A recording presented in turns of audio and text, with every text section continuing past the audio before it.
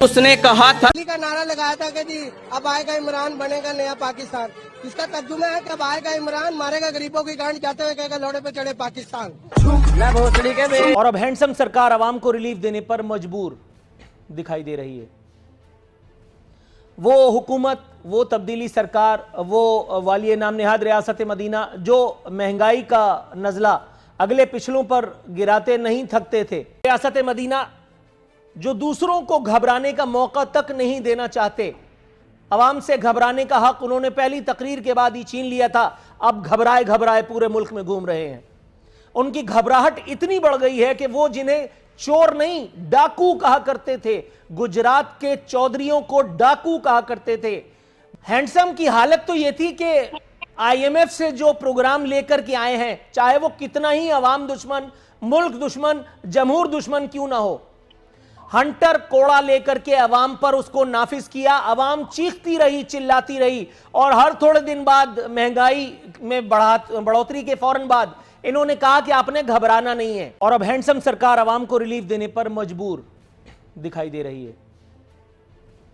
वो हुकूमत, वो तब्दीली सरकार, वो वालिय नाम निहाद रियासत मदीना जो महंगाई का नज़ला अगले पिछलों पर गिराते नहीं थकते थे।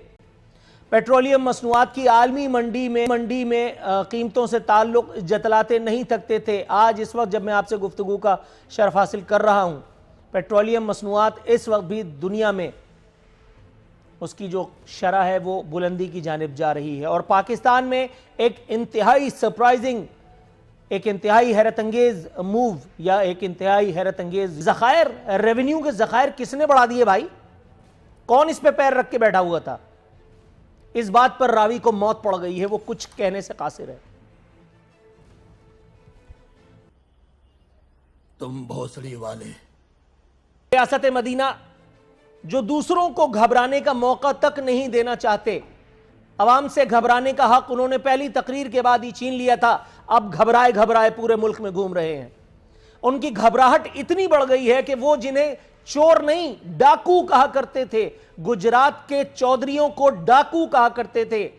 हैंडसम की हालत तो यह थी कि आईएमएफ से जो प्रोग्राम लेकर के आए हैं, चाहे वो कितना ही अवाम दुश्मन, मुल्क दुश्मन, जमहूर दुश्मन क्यों ना हो, हंटर कोड़ा लेकर के अवाम पर उसको नाफिज किया। अवाम चीखती रही, चिल्लाती रही और हर थोड़े दिन बाद महंगाई में बढ़ोतरी के फौरन बाद इन्होंने कहा कि आपने घबराना नहीं है।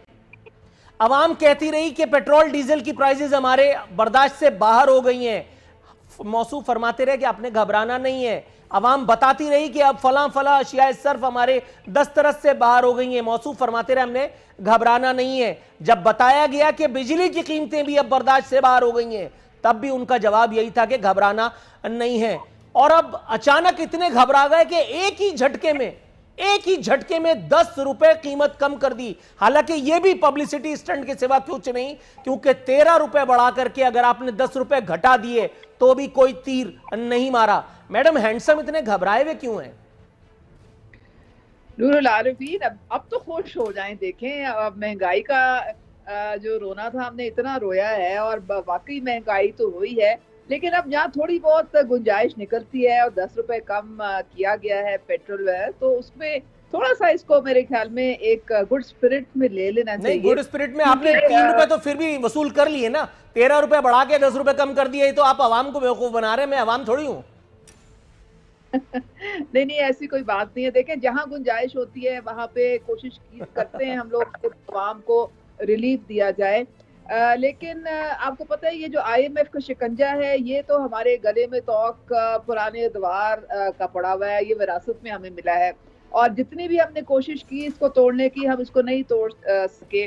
और हम इसको इसीलिए हम कोशिश ये कर रहे हैं कि आहिस्ता आहिस्ता ये किसी तरीके से कम हो जाए हमारा कर्ज, ताकि हम अपने पाँव पे खड़े हो सकें और हम पाकिस्तान जो है वो तरक्की कर सके। जाहिर है किसी की ये वो नहीं होती कि अवाम की ज़िंदगी मुश्किल की जाए। हम अवामी नुमाइंदे हैं, हमने वोट लेने के लिए अवाम के पास ही जाना है और अगर हम उनकी जिंदगी में बेहतरी नहीं ला सकेंगे तो फिर जाहिर है मुश्किलात का तो हम ही को सामना करना पड़ेगा ना अगले इलेक्शन में। इस पे तो इंशाअल्लाह कहना बनता है मैडम। कहती है कि 31 जुलाई 2018 को नवाज शरीफ साहब की हुकूमत थी तो 100 रुपए की 2 किलो चीनी थी और कुकिंग ऑयल और डालडा घी 135 से 150 रुपए किलो था और रियासत मदीना के दावेदार बादशाह सलाम ने आज 450 रुपए से क्रॉस कर चुका है कुकिंग ऑयल। भाई आज हम ये कहते हैं इमरान खान माफ कर दें, एक और यू टर्न ले लें, इस गलती को मान लें कि 25 जुलाई 2018 का जो धांधले के नतीजे में आप मुसल्लत हुए हैं वो गलत फैसला था। आज 22 करोड़ आवाम कहती कि हमें वो 4 रुपए की रोटी चाहिए जो आज 15 रुपए की हो गई है। आपने बात ठीक की।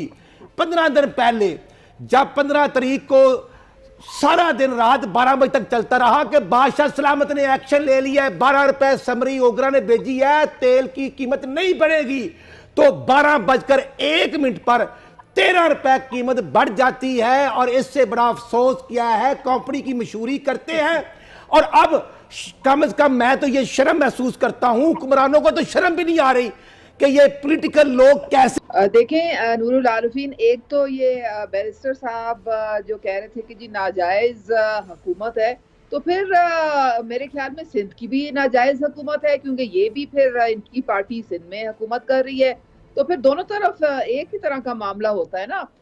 दूसरे देखें अवाम को पेट्रोल एक ऐसी चीज है कि जब ये इसकी कीमत बढ़ती है तो हर चीज की कीमत बढ़ जाती है, जब इसकी कीमत कम होती है तो तमाम चीजों की कीमत उसकी मुनासबत से कम होती है। और ये इमरान खान साहब को उस वक्त पता चला जिस वक्त लॉन्ग मार्च स्टार्ट हुआ है, उससे पहले इमरान खान ने इतनी किताबें नहीं पढ़ी थी, कोई उनके पास मैट्रिक पास उनका एडवाइजर नहीं है जो उनको ये बात बताता। अगर वहां इतने निकम्मे नाअहल लोग हैं तो मेरा प्रोग्राम कोई पढ़ा लिखा देखता होगा पीटीआई में, वो नहीं बता सकता था ये बात इमरान खान को। इतनी दूर की कौड़ी लाई हैं आप। ये जलसे जुलूस जो है इनसे कोई हम घबराने वाले नहीं, जितने बड़े बड़े जलसे हमने किए हैं मेरे ख्याल में ये इनकी तो जलसियां हैं उसके मुकाबले में, तो जलसे जुलूस तो चलते रहते हैं जमहूरियत का। वैसे मैडम सिंध में आप लोग जितनी बड़ी बड़ी अजीम शान जलसियां कर रही हैं वो मेरे अगले प्रोग्राम का मौजू है, आप अपनी बात को जारी रखिए।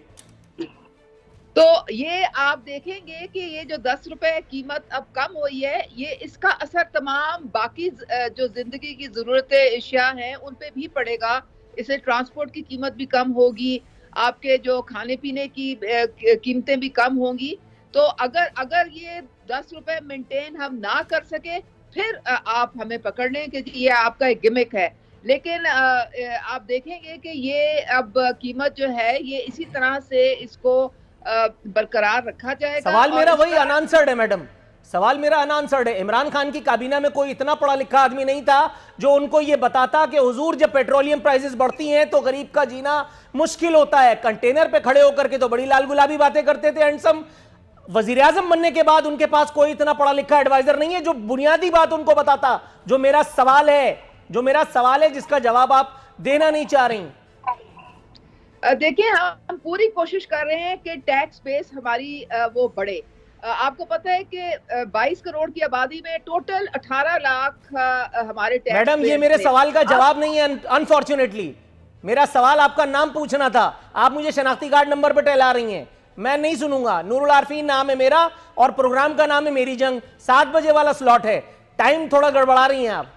नहीं देखिए अब हमने जब भी हमारे जो वजीर खजाना हैं वो उनकी पूरी कोशिश होती है कि वो उनको अवाम को किसी तरीके से रिलीफ पहुंचाएं और अभी चूंकि वो एक गुंजाइश निकली है तो उन्होंने फिर मैडम थोड़ा सा तवक्कुफ कीजिएगा क्योंकि तीसरी मरतबा पूछने पे भी आप डायरेक्ट सवाल का जवाब देने की कोशिश नहीं कर पा रही।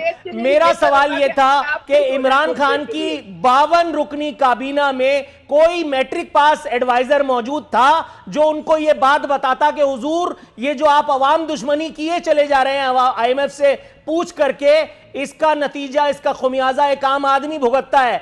आपने तो रोजाना सिर्फ नित नए कपड़े पहन करके हैंडसमता की चर्चा करने, आपने तो वर्ल्ड कप की बातें करनी है, आपने तो रियासत नाम नयाद मदीना पे मजमून लिखने, इसके अलावा काम क्या है साहब का? थोड़ा सा तवक्कुफ कीजिएगा, मैं आपकी तरफ आता हूं।